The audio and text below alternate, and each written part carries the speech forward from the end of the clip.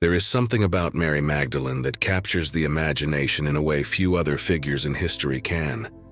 You've probably heard her name, perhaps as a simple footnote in the life of Jesus, a misunderstood and maligned woman. But what if I told you that the Mary Magdalene you know is a far cry from the real woman who walked alongside Jesus? What if her story was far deeper, more mysterious and more powerful than we've been led to believe? For centuries, her legacy has been shrouded in secrecy, her true role in history concealed behind layers of misinformation and church doctrine. It's time to peel back those layers to uncover the truth that has been buried for nearly 2,000 years. Are you ready? Part 1. The Veil of Mystery. From the outset, there's something haunting about the way Mary Magdalene has been portrayed. In mainstream Christianity, she's been reduced to a repentant prostitute, a woman saved by the grace of Jesus Christ. But this portrayal wasn't always the case. The truth is much more complex and far more intriguing. Early Christian texts, Gnostic scriptures, and even suppressed ancient traditions suggest that Mary Magdalene wasn't simply a follower of Jesus. She was much more than that. A spiritual equal, a powerful mystic, perhaps even the very foundation upon which the true teachings of Jesus were built. It is this version of Mary that we will explore, the woman whose story was deliberately hidden, whose role was minimized by a patriarchal society that could not accept her power. We will follow the trail of clues left in secret texts, ancient relics, and whispers of a time long forgotten, to uncover the forbidden history of Mary Magdalene. And in doing so, we might just discover that the greatest secret of all lies not in the divine power of Jesus, but in the woman who stood beside him.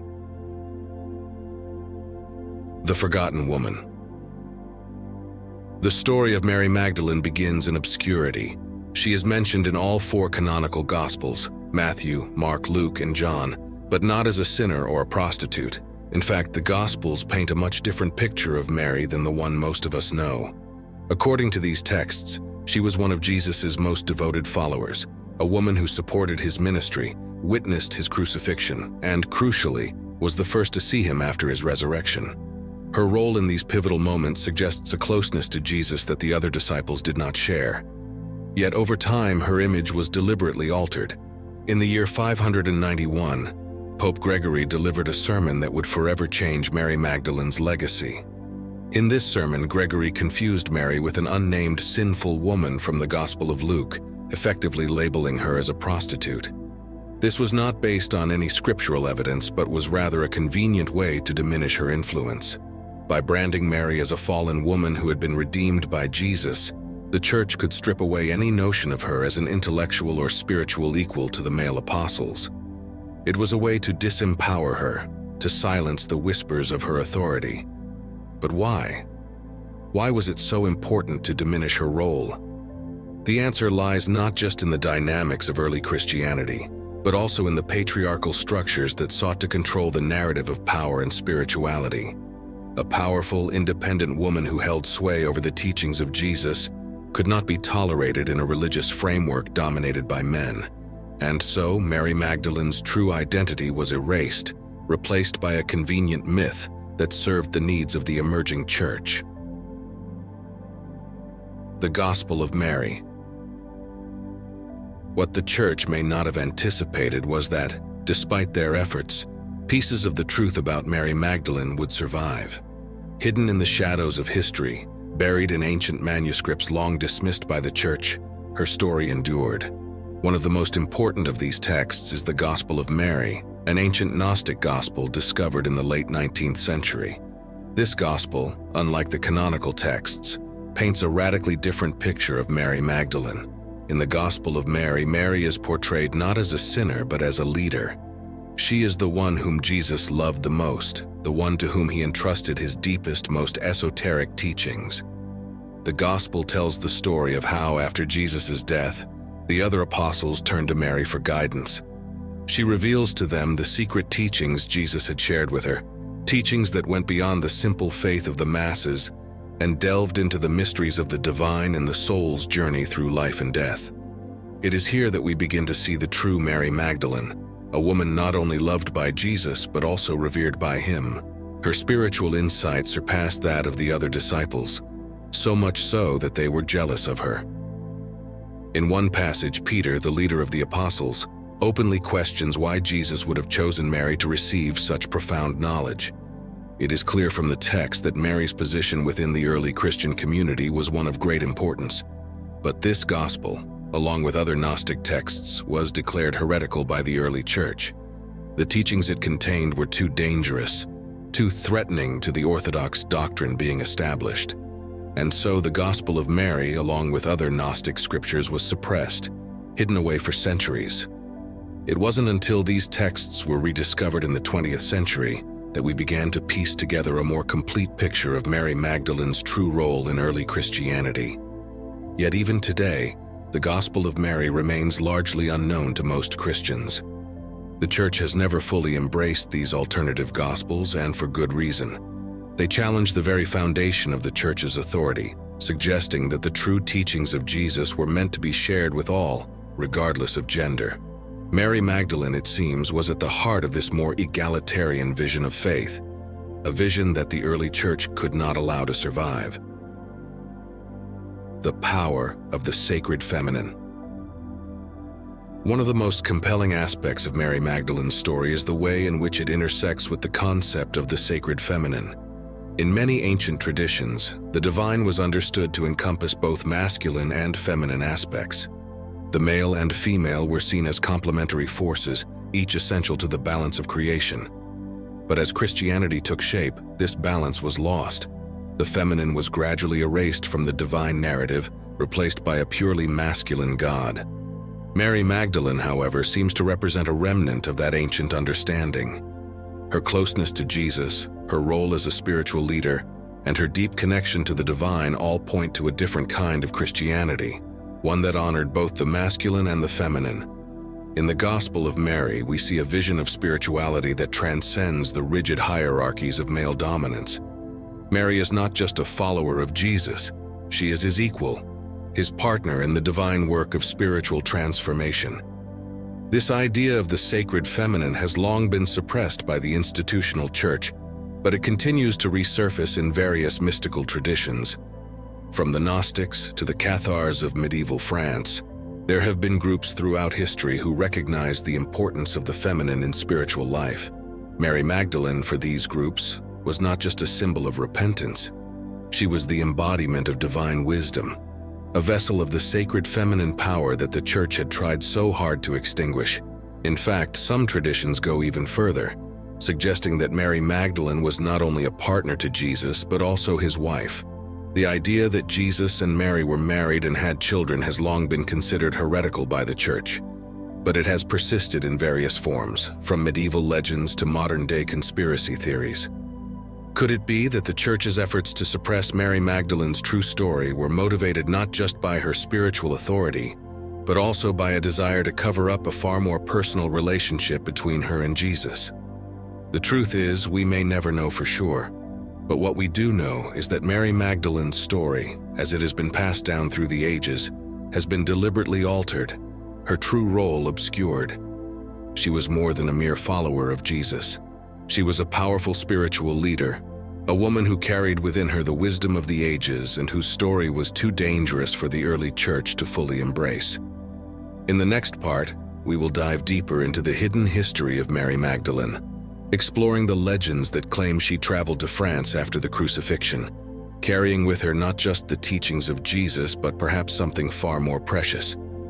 Could it be that Mary Magdalene was the true keeper of the Christian faith, the one who carried the light of Jesus' message into the future? And what if, as some believe, she also carried his bloodline? Stay with me as we continue to unravel the forbidden history of Mary Magdalene and the secrets she took with her to the grave. Part 2. The Hidden Legacy. As we delve further into the story of Mary Magdalene, we encounter a fascinating and deeply mysterious chapter of her life that has been whispered about for centuries: her possible journey to France after the crucifixion. While the canonical Gospels tell us that Mary Magdalene disappeared from the historical record after witnessing Jesus' resurrection, alternative histories suggest a much different fate. Legends passed down through the ages, particularly in the south of France, claim that Mary Magdalene did not remain in the Holy Land, but instead fled across the Mediterranean, carrying with her the teachings of Jesus, and perhaps something even more extraordinary: the journey to France. According to local traditions in Provence, Mary Magdalene arrived on the shores of southern France in a small boat with no oars, accompanied by a handful of close followers. Some versions of the legend even claim that she brought with her the body of Jesus, while others say she came bearing his child. What is certain is that for centuries, the people of this region have venerated Mary Magdalene not just as a saint, but as a profound spiritual figure who laid the foundations for a form of Christianity distinct from the male-dominated church in Rome. The village of Sainte-Marie-de-la-Mer, which still celebrates her arrival with a grand festival each year, is said to be the site where Mary Magdalene and her companions first came ashore. From there, she is believed to have traveled inland, eventually retreating to a cave in the remote mountains of Saint-Baume. It is here, the legend says, that she spent the last decades of her life in contemplation and prayer, offering spiritual guidance to those who sought her wisdom. This cave, now a site of pilgrimage, is a place steeped in mystery. It is said to have an energy unlike any other, a sacred presence that lingers in the air. But why France? Why would Mary Magdalene have made such a perilous journey to a foreign land? The answer, it seems, lies in the deep spiritual traditions that flourished in this part of the world. Long before the arrival of Christianity, the region that would become France was home to ancient mystical practices, pagan rites, and an understanding of the divine that included both masculine and feminine elements. In many ways, it was a natural home for someone like Mary Magdalene, a woman whose own spiritual path was deeply connected to these older traditions. Some historians believe that the early Christians in Provence, influenced by Gnostic teachings and local customs, honored Mary Magdalene as a living embodiment of the sacred feminine.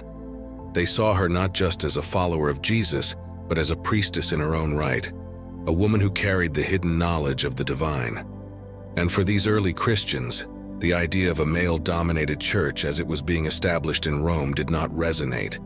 They revered Mary Magdalene because she represented a different kind of faith, one that embraced the feminine aspects of the divine, one that did not seek to control but to empower. The bloodline of Christ. Perhaps the most controversial aspect of the Mary Magdalene story is the claim that she was not only Jesus' closest disciple, but also his wife, and that she bore his children. This idea has been popularized in modern times by books and films, but its origins go back much further to medieval legends and the secret teachings of groups like the Cathars and the Knights Templar.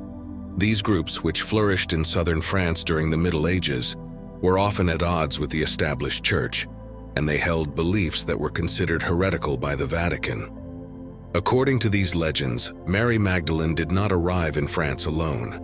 She was accompanied by her daughter, the child of Jesus, and it is through this child that the bloodline of Christ continued.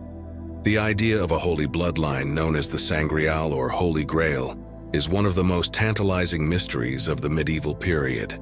Some believe that this bloodline intermarried with the noble families of France and that their descendants still exist today, hidden in plain sight. The notion of Jesus and Mary Magdalene as a married couple challenges the core of traditional Christian teachings, which depict Jesus as celibate and focused solely on his divine mission. But there is a certain logic to the idea that Jesus, as a Jewish man of his time, would have been married. In 1st century Judea, it was customary for men to marry and have families, and it would have been unusual for Jesus not to follow this tradition. Furthermore, the Gnostic Gospels, including the Gospel of Philip, describe Mary Magdalene as the companion of Jesus, a term that in the original Greek can imply a partner or spouse. In these texts, Mary is often shown to have a special relationship with Jesus, one that goes beyond that of a mere follower. The other apostles, particularly Peter, are depicted as being jealous of the closeness between Jesus and Mary, and there are hints that Jesus shared things with her that he did not reveal to the others. This has led some scholars to speculate that Mary Magdalene's role in the early Christian movement was far more significant than we've been told, and that her relationship with Jesus may have been both spiritual and physical. But if this is true, Why would the church go to such lengths to erase this part of her story? The answer may lie in the politics of early Christianity.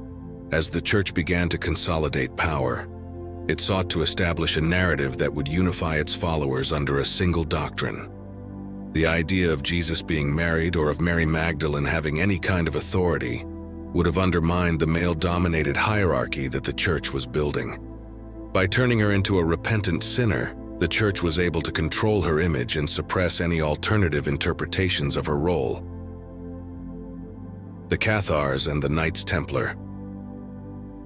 The belief in Mary Magdalene as a bearer of divine knowledge, and possibly the bloodline of Christ, did not die with the early church's suppression of the Gnostic Gospels. In fact, it resurfaced centuries later in the south of France in the form of the Cathar movement. The Cathars were a Christian sect that flourished in the 12th and 13th centuries, and they were known for their unorthodox beliefs, many of which echoed Gnostic teachings. The Cathars rejected the authority of the Catholic Church, and they believed in a form of Christianity that emphasized personal spiritual enlightenment over dogma. Central to their beliefs was the idea that the material world was corrupt, and that true salvation came through inner knowledge, or gnosis. They also believed in the equality of men and women, and it is said that they venerated Mary Magdalene as the true apostle of Christ. The Cathar movement was eventually crushed by the church in a brutal crusade known as the Albigensian Crusade, but their teachings did not disappear entirely. Many believe that the Knights Templar, a powerful order of warrior monks who were active in the same region during the same time, were influenced by Cathar beliefs. The Templars, like the Cathars, were deeply connected to the idea of secret knowledge and hidden truths. Some even suggest that the Templars discovered evidence of Mary Magdalene's true role, and perhaps even the bloodline of Christ, during their time in the Holy Land. When the Templars were disbanded and persecuted by the Church in the early 14th century, many of their secrets were lost to history. But the legends surrounding Mary Magdalene and the Holy Grail persisted, kept alive by those who believed that the Church had deliberately suppressed the truth. Despite the Church's efforts to control the narrative, Mary Magdalene's legacy has refused to be silenced. In recent decades, there has been a resurgence of interest in her story, fueled by discoveries of ancient texts and a growing movement to reclaim the feminine aspects of spirituality that have been marginalized for so long. Mary Magdalene is now seen by many as a symbol of the sacred feminine, a woman who carried within her the true teachings of Jesus, teachings that emphasized compassion, inner wisdom, and the divine balance between male and female. But there is still much we don't know. Did Mary Magdalene truly travel to France? Did she carry with her the bloodline of Christ, hidden away from a world not yet ready to accept the full truth of her relationship with Jesus? Or was she, as the Gnostic texts suggest, the embodiment of a lost spiritual tradition, one that was deliberately obscured by the early church? What is clear is that Mary Magdalene's story is far from over. Even today, her legacy continues to challenge our understanding of early Christianity, and her image as a repentant sinner is being replaced by a more complex and empowering narrative. She was not a woman to be pitied, but one to be admired, a spiritual leader in her own right, whose teachings may still hold the key to understanding the true message of Jesus. As we conclude this journey through the forbidden history of Mary Magdalene, one thing is certain: her story has the power to inspire, to provoke, and to transform. Whether she was the wife of Jesus, the mother of his children, or simply his most devoted follower, her legacy as a woman of deep spiritual power cannot be denied. She may have been silenced for centuries, but her voice is once again being heard. The real question is, are we ready to listen? Thank you for watching. I appreciate your time if you are still with me, and if you would like, please think about subscribing to our channel. You may then receive updates on new videos that will provide you with additional knowledge, manifestations, philosophy, and personal development ideas. Your thoughts and opinions regarding this video would be much appreciated. Your contribution stimulates our cosmic research, and we are incredibly appreciative of your being here. And never forget that we are always here for you and wish you the best possible life filled with success and happiness. I hope you have an amazing day. If you have watched until the end, please respond with MMM, master motivational mindset, so we can connect.